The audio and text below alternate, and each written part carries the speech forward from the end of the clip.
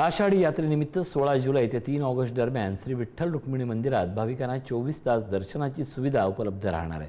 16 जुलै रोजी पूजा करून देवाचा पलंग काढल्यानंतर ही व्यवस्था सुरू होईल।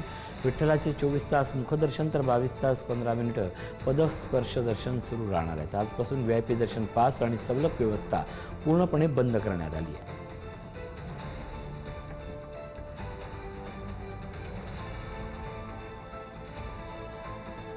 आषाढी यात्रेचा सोहळा अवघ्या 10 दिवसात येऊन ठेपला असून आपण बघितलं तर पंढरपूरमध्ये जवळपास 25 जुलै रोजी आषाढी यात्रेचा सोहळा संपन्न होणार आहे। आणि आपण पाहिलं तर आता विठ्ठल रुक्मिणीच्या दर्शनासाठी जवळपास 18 ते 20 लाख भाविक पंढरपूरमध्ये दर्शनासाठी येत असतात आणि दर्शन रांगेमध्ये लागत असतात।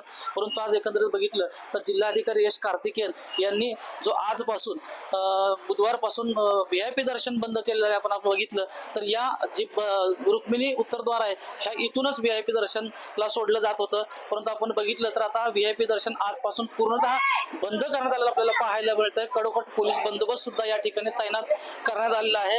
18 ते 20 लाख भाविक पंढरपूरमध्ये येत असताना दर्शन रांगेत लागत असतात। VIP दर्शन रांगेतून सोडल्यानंतर दर्शन रांगेतील भाविकांना अडचण होत होती आणि दर्शनाला घ्यायला त्रास होत होता, परंतु एकंदरीत बघितलं दर्शन रांगेमध्ये सुद्धा CCTVची सुद्धा निगराणी असणार आहे। आणि आपण पाहिलं तर या दर्शन रांगेमध्ये जो कोणी कर्मचारी असेल, अधिकारी असेल, घुसखोरी करणार नाही। जर दर्शन रांगेमध्ये सोडलं त्याच्यावर गंभीर प्रकारची गुन्हे सुद्धा दाखल करण्यात येणार असल्याचं आपल्याला सांगितलं जाताना आपण एकंदरीत बघितलं तर उद्या 16 जुलैपासून देवाचा पलंग निघतो आणि भगवान परमात्मा पांडुरंग 24 तास दर्शनासाठी उभा असताना आपण बघितलं तर आजपासून अधिकारी यश कार्तिकेयन असतील आणि पालकमंत्री असतील यांच्या आदेशानं आजपासून पंढरपूरच्या विठ्ठल रुक्मिणी मंदिराचं VIP दर्शन बंद केलं आपल्याला पाहायला मिळतंय। आणि आपण बघितलं तर VIP दर्शनाच्या द्वारावर मोठा पोलीस फौजफाटा सुद्धा तैनात केलेला आपल्याला पाहायला मिळतंय।